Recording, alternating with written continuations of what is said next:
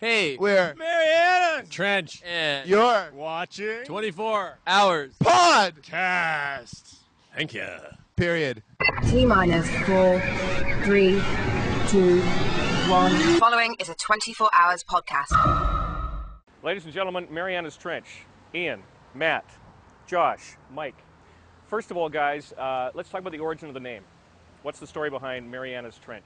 We're going to start that with Mike. Actually, I was just going to let Matt field this question. Okay, Matt. It all started on a seal hunting expedition. We were in the Arctic, up north, very far north. Ian was piloting an icebreaker, and we were running into some trouble. You know, the ice was pretty damn thick. And Mike? By seal hunting, you mean seal protecting mission, right? No, it was hunting, I remember. And we had this world-class championship belt because we just won a paintballing competition in Montana. And then the weather got really bad, and Ian just looked at me and was like, "You guys, if we ever get out of this, we're going to call the band Marianas Trench." And we were like, yes, we are. Is Right? that how it went? And the rest, they say, is history. The rest is history. Okay. Now, you guys recently came back from a cross-Canada tour. First of all, what kind of reaction did you get in the various cities you went to? Horror, total Yeah, absolute horror. There was we got a lot of hate mail, crying children. There's a lot of crying children. Don't bring that back. I can't go through that again. Yeah, we can't go through. Actually, no, it was good. It was good, except for the crying children. It was really awesome. So where, for example, where did you hit? What are some of the towns and what are some of the stories that go with the towns? Well, we'll tell just the big cities: Chatham, Yeah. Barrie, Thorold, Medicine Medicine Hat has been rocked. We're about to hit Trail and Cranbrook.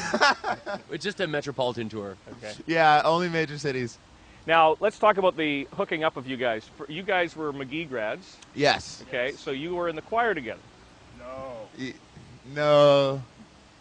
Yes. And what made you decide to form a band, and how did Mike and Ian come into the picture?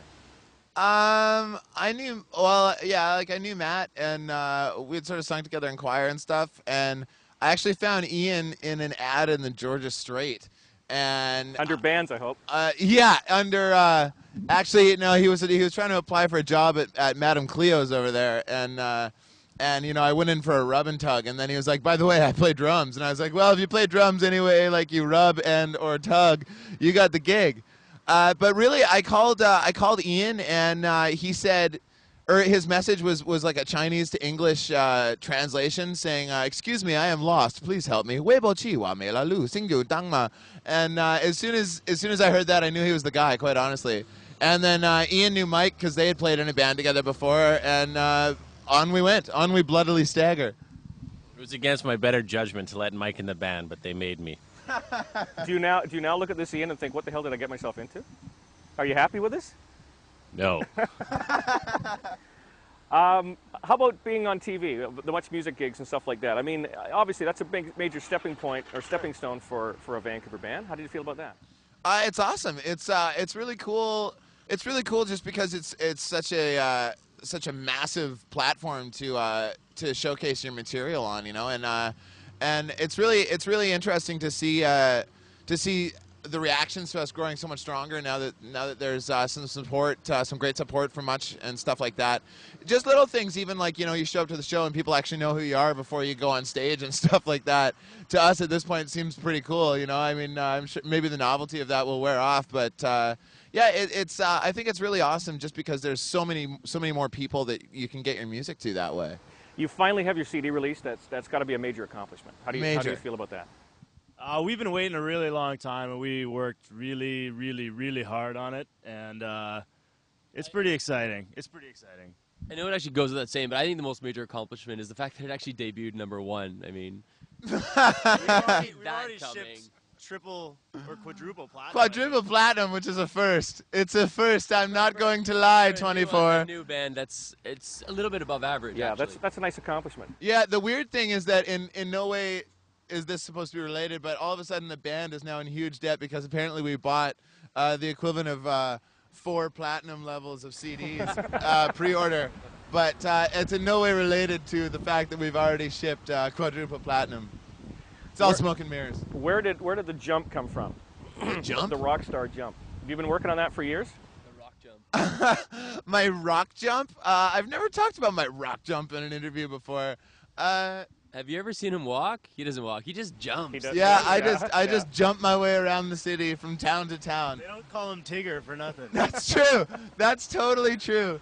Yeah, and it was inspired by Tigger, the celebrated children's character. Now, you guys have spent a fair bit of time on the road, and in very confined space. According to Ian, you guys actually roomed together. Is that right? Yes. Yes. All for one. All Yes. four in one room. I slept with dudes.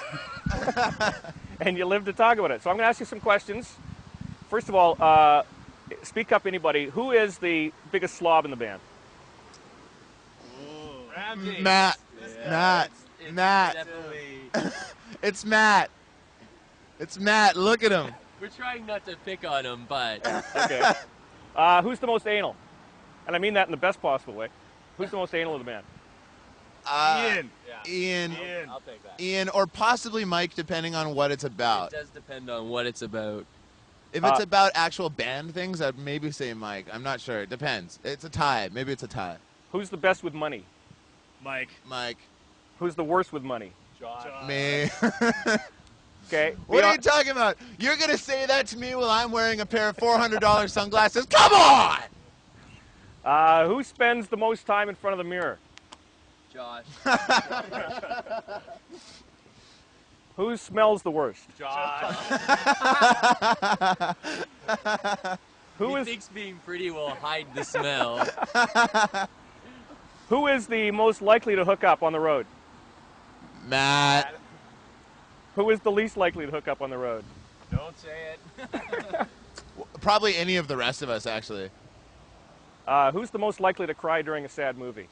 Oh, me for sure. Yeah? Oh, yeah. Don't you think? Or did I just, like, offer myself up? Yeah, I did think it was weird when we watched the Jim Carrey version of How the Grinch Stole Christmas and he started crying when he brought back all the presents. But, you know, that's Cried in Commando, too. yeah. The saw blade part, yeah, I could see that. Yeah, and in Predator, when Carl Withers got his arm cut off, Ian started crying. Poor Carl. It's been a great ride so far. Continued success, and congrats on the new CD. Thank you. Thanks, Joe. Appreciate it, man. 24hours.ca